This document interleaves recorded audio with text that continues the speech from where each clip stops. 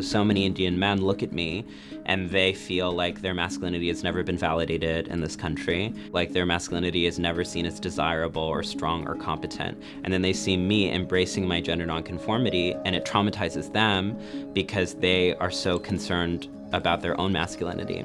And I think that's what's so painful about holding both of these types of identities. People take out their own insecurity and their own lack of self-worth out on me.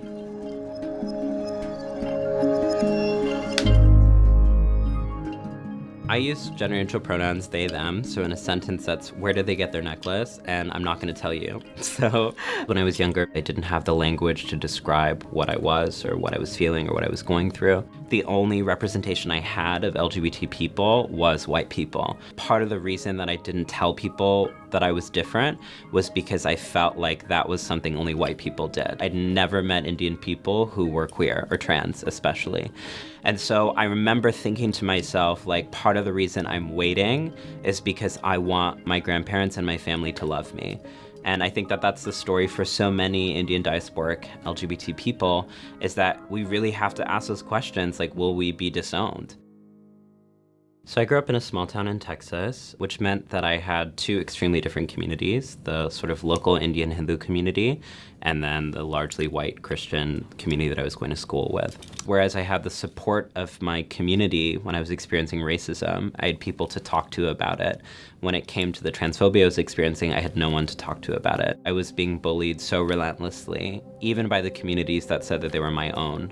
Asian American communities in particular were some of the most ruthless bullies of me at school. I had no space to go, and so in a lot of ways, self-harm and depression felt like a natural consequence, an extension of that violence. I internalized it, and I had a suicide attempt when I was 13 years old.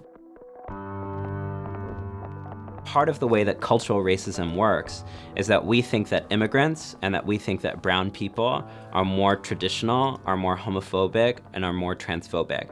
But that's a total historical revisionism that has so much to do with the legacies of colonization. Part of the ways colonization worked was the degradation of sacred femininity and the demonization of gender nonconformity, and the sort of scapegoating of women and LGBT people as the enemy. I genuinely thought that my people were backwards and conservative and transphobic, and that Western white society was like accepting and inclusive.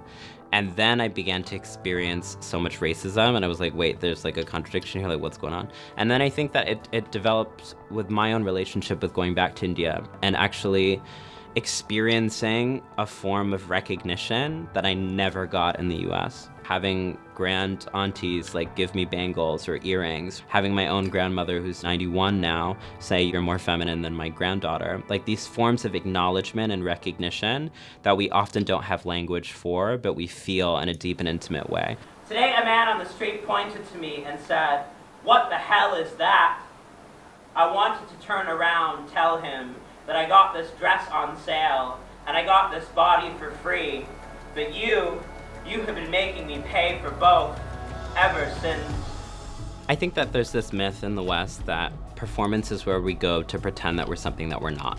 But what I've learned in my life is that performance is actually one of the only spaces we can be honest anymore. I recently performed in Kerala for the first time, and literally all of my grand aunties and uncles were in the front row. My Achumma, my grandmother, was there. I was deeply petrified to perform because it was my first time ever wearing a dress in front of all of them. Then afterwards, my Achumma came up to me and she said, "I had no idea you could sing 'I Hear the Voice of God in You,'" which I understood as her way of saying, I see you connecting into this legacy. For so long, I thought I had to choose one or the other, being queer or being Indian, but now I've found ways to sort of make them live harmoniously.